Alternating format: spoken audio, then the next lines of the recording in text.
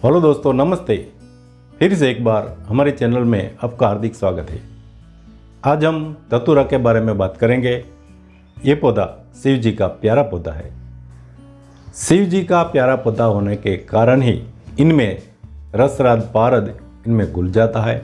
इनमें शुद्ध होकर, स्थायी होकर रिद्धि सिद्धि और प्रसिद्धि देता है। तो आज का हमारा ये पौधा धतूरा या धतूरे, ये 3 प्रकार के होते हैं। कोई कोई इसे 5 प्रकार भी कहते हैं, पर यह दरअसल 3 प्रकार के ही होते हैं।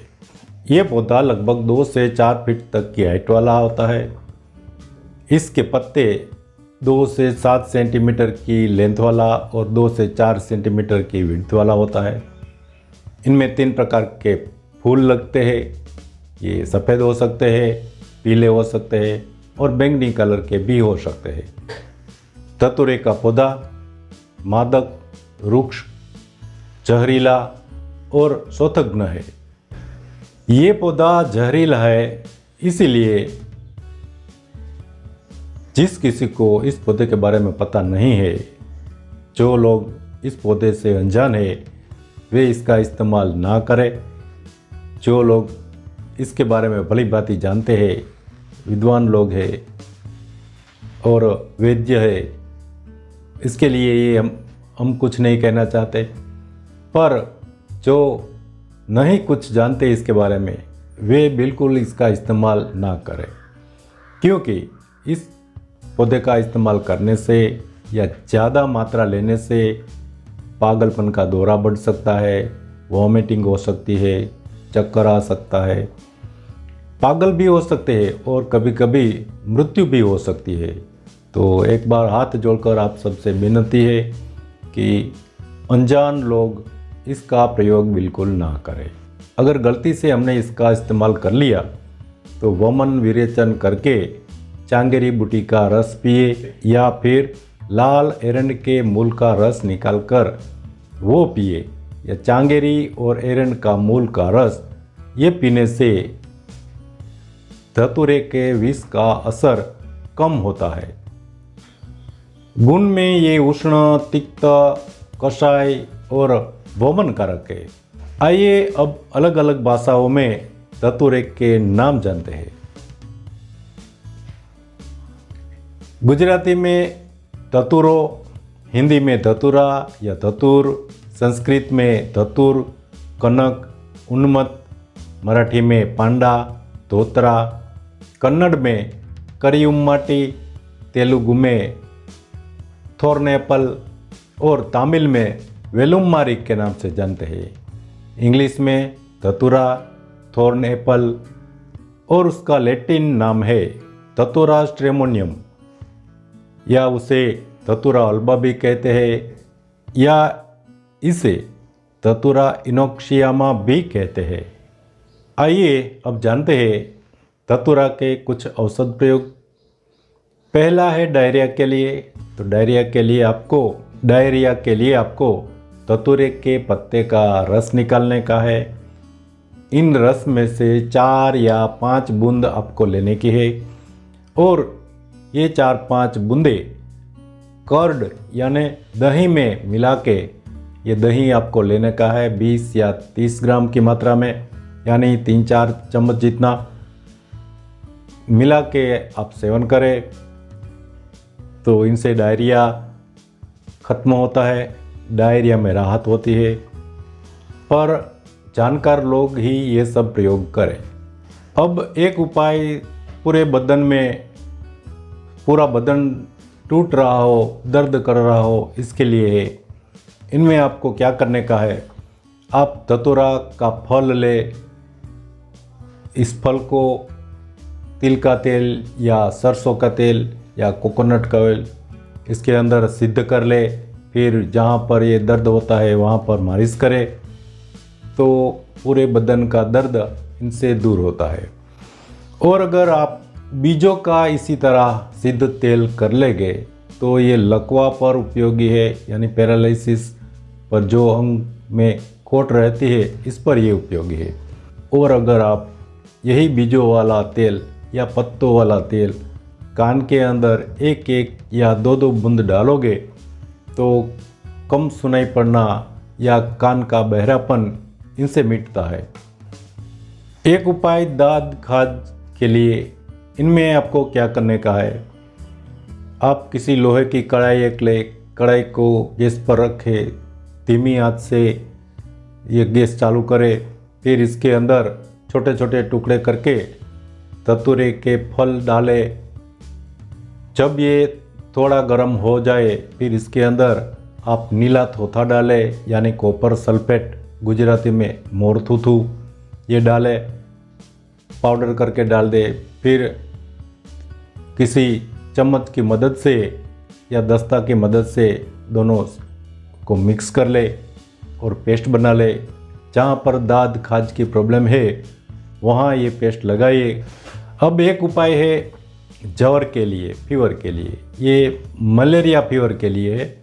मलेरिया का ज्वर ये फिक्स टाइम पर ही आता है, मानो आज 4 बजे आया तो फिर कल 4 बजे ही आता है। फीवर आने वाला हो, इनके 1 घंटे पहले जो हमने डायरिया में दवा बनाई थी, पान का रस 4-5 बूंदे और दही के अंदर मिला के, तो वही 4-5 बूंदे दही यानी कर्ड के अंदर मिला के सेवन करें, माप वही है, तो ये मलेरिया ज्वर में, शीत ज्वर में लाभ मिलता है। अब एक उपाय, किसी इंसान को, भाई बहन को हाथों या पैरों के तलवों पर ज़्यादा पसीना आता है, हद से ज़्यादा पसीना आ रहा हो, इनके लिए ये उपाय है। इनमें आपको क्या करने का है, धतूरा के सूखे बीज ले, उन्हें जलाकर भस्म कर ले। ये भस्म में से 1 या 2 ग्राम की मात्रा में 7 दिन सेवन करोगे तो ये हाथों और पैरों में तलवों पर जो पसीना होता है ये इसका दूर हो जाएगा। एक उपाय, महिलाओं की छाती यानी ब्रेस्ट पर सूजन या दर्द रहता हो तो इनके लिए आप इसके पत्ते ले, पत्ते की चटनी करें, कल्क करके इनमें हल्दी मिला के ये पेस्ट लगाए तो ये हमने जो प्रॉब्लम बताया ये दूर होता है। एक उपाय शोथ और सूजन के लिए, इनमें आपको क्या करना है, धतूरे का मूल ले और इस मूल को गौमूत्र के अंदर खरल करके पेस्ट करें और जहाँ पर शोथ या सूजन है वहाँ पर लगाए। एक बात मैं और बता देता हूँ कि अगर शरीर पर कहीं पर घाव है या जख्म के निशान है, वहाँ इनसे जुड़ी कोई भी दवा न लगाए। एक उपाय, बिच्छू के डंक पर, इनमें आपको क्या करने का है, धतूरा के पत्ते का रस निकाले और जहाँ पर बिच्छू ने काटा है वहाँ इसकी बूंदे डालते रहे। अब बूंदे डालते रहोगे तो बिच्छू का जहर कुछ देर में कम हो जाएगा। अब एक उपाय स्कैबीज के लिए यानी खस के लिए, इनमें क्या करने का है, आप नीम का फल ले, नीम के फलों का तेल निकाले, अगर आप बाज़ार से लेना चाहें तो भी ले सकते हैं। तो नीम के फलों का तेल, इनमें धतूरा के बीज डाल के पेस्ट करें और जहाँ पर स्कैबीज का प्रॉब्लम है वहाँ लगाए। एक उपाय, शरीर में कांटे निकलने पर, अगर किसी ने मछली खा ली या मछली खाते वक्त कांटा शरीर के अंदर चला जाता है, कांटे को निगल लिया, तो वो तो निकलने वाला नहीं है। इसके लिए आप धतूरे का एक पत्ता ले, एक पर्ण ले, उनमें 20 या 30 ग्राम गुड़ मिलाए, फिर उसे खा ले, तो जो कांटा निकल गया था वो धीरे धीरे करके पानी की तरह पानी होकर नीचे बह जाएगा।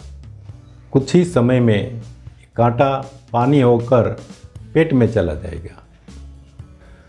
अब एक उपाय वाजीकरण के लिए, इनमें आपको धतूरा के बीज, करकरा और लौंग, इन तीनों को मिला के इनमें से 1 या आधी रत्ती की मात्रा में दूध के साथ सेवन करें तो वाजीकरण का प्रॉब्लम इसका दूर होगा। धतूरे की कुछ बनावटें इस तरह है। चौरांकुश, ये आपको 1-2 रत्ती की मात्रा में औषध प्रयोग में ले। उन्माद गज केसरी, ये भी 1 या 2 रत्ती की मात्रा में औषध प्रयोग में ले। विलासिनी वल्लभ, ये आधा से 1 वाल की मात्रा में लेने का है। और कनकासव, ये भी 1 या 2 रत्ती की मात्रा में सेवन करें। इनके अलावा पत्ते 1 रत्ती की मात्रा में, बीज का चूर्ण 5 से 1 रत्ती की मात्रा में। हाँ, आप श्वास कास के लिए या दांतों के कीड़ों के लिए भी आप चिलम बना के धूम्रपान करके इसका इस्तेमाल कर सकते हो। श्वास कास दूर होती है। जब धूम्रपान के लिए इस्तेमाल करते हो तो 2 से 4 वाल की मात्रा में लेना चाहिए।